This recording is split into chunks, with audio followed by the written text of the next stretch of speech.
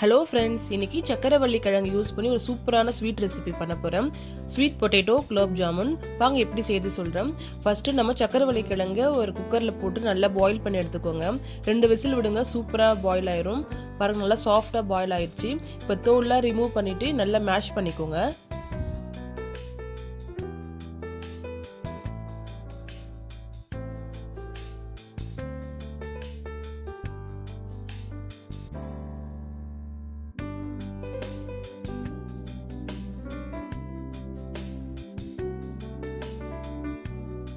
Fork spoon use பண்ணி நல்லா mash பண்ணிக்கோங்க.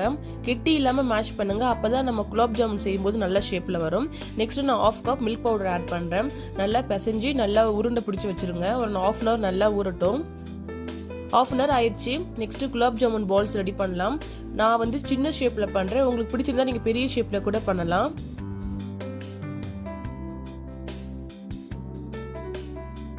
பாருங்க, குலாப் ஜாமுன் பால்ஸ் ரெடி ஆயிடுச்சு. நெக்ஸ்ட் ஒரு கடாயில் எண்ணெய் விடுங்க. எண்ணெய் நல்லா சூடானது ஒரு குலாப் ஜாமுன் பால்ஸா போடுங்க. மீடியம் ஃப்ளேம்லேயே வச்சுக்கோங்க.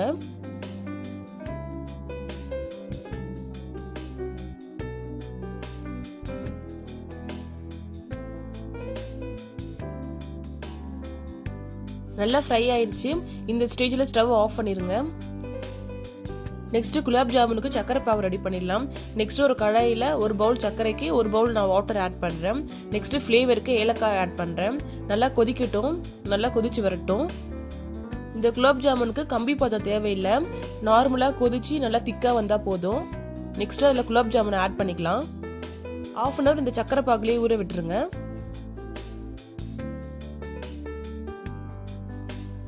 குலாப் ஜாமுன் நல்லா சக்கரை பாகுல ஊறிடுச்சு.